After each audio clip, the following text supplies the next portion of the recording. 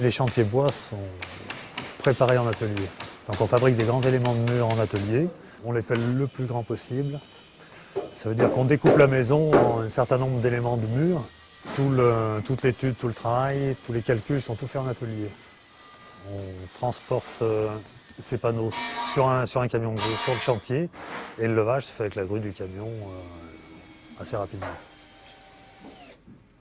Vous pouvez voir sur la maquette à échelle réduite les bois de structure qu'on voit ici, qui dans la réalité font 12 cm, 12 par 5. Donc ça c'est les grands cadres qu'on fabrique à l'atelier.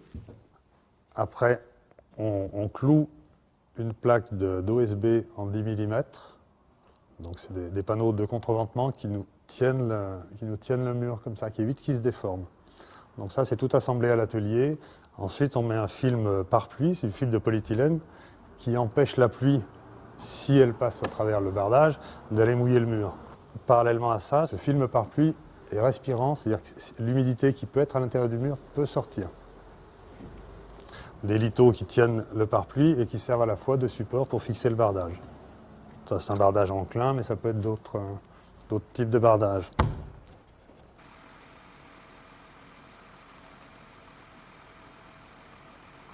Le montage se fait comme un mécano, on suit vraiment le plan, le panneau 1, le panneau 2, le panneau 3, etc.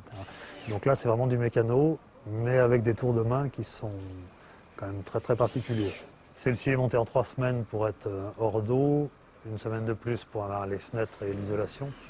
Il faut empêcher que l'eau rentre dans la maison par les murs, il faut empêcher que la vapeur d'eau vienne se condenser dans l'épaisseur du mur.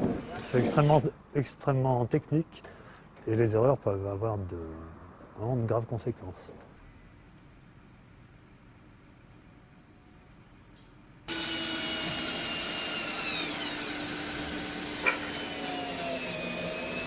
Donc on croit que c'est un mécano, que c'est très facile, mais il y a des pièges vraiment tout le long du chantier, donc il faut vraiment avoir affaire à une main-d'œuvre bien spécialisée.